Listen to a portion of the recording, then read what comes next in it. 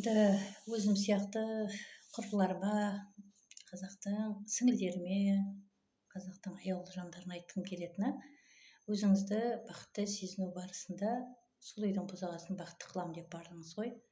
Сондықтан барлық нәрсенің қайыры бар.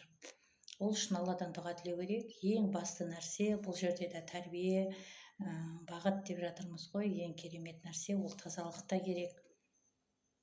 Әйел адам мен ер адамның тазалығы болса, Аллаға деген жаңағы 5 уақыт дәретіңізді алып, намаз оқу барысында Алладан сұрауыңыз бар, Аллаға ниеттенуіңіз бар.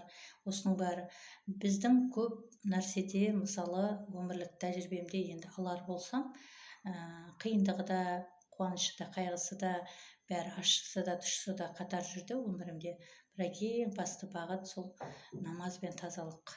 Өте керемет нәтиже береді екен. Мен соны айтқым келіп отыр да баршаңызға. Себебі намаз оқып жүрсеңіз, әйтеуір үнемі Алладан дұға тілейтін болсаңыз, Алла тағала сіздің қайырлы өмір сүруіңізге үлесін қосады. Өйткені ол бізді жаратқан, біздің иемізді, біз жаратылыспыз. Біз көбіне жаратылған адамдардан дәметеміз, ата-енемізден дәметуіміз мүмкін, жолдасымыздан үміттенуіміз мүмкін, тағы да басқа нәрселерден, достарымыздан үміттенуіміз мүмкін, өзіміздің әке-шешемізге өз босағам бар деп қайтып бару. Сіз ол босағадан кеткеннен кейін сіз ол үйге тек қана барасыз жолдасыңызбен, жұбыңызбен, қонақ ретінде. Ал қалған уақытта сіз мәңгі мекеніңіз, мәңгі өзіңіздің ордаңыз, ол осы жолдасыңыздың жағы.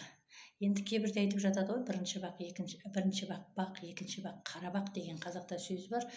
Бұның да сараптай келе, менің енді осы жасқа келіп бір түсінгенім, шынайы түрде бәрі көңілге байланысты секілді. Өйткені біздің ниетіміз бен пейіліміз, көңіліміз дұрыс бағытта болатын болса, біздің өмірімізде жақсылықтар көп болады.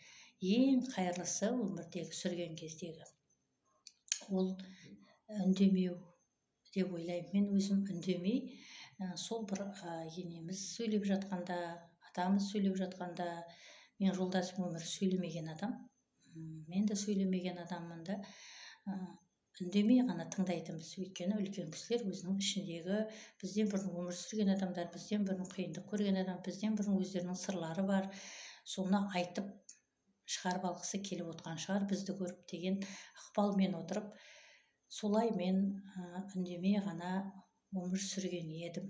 Нәтижесінде зор үлес алдым. Бастысы жолдасыммен бақытты бола білдім. Осыны ғана сіздерге айтқым келеді. Бақытты бола біліңіз.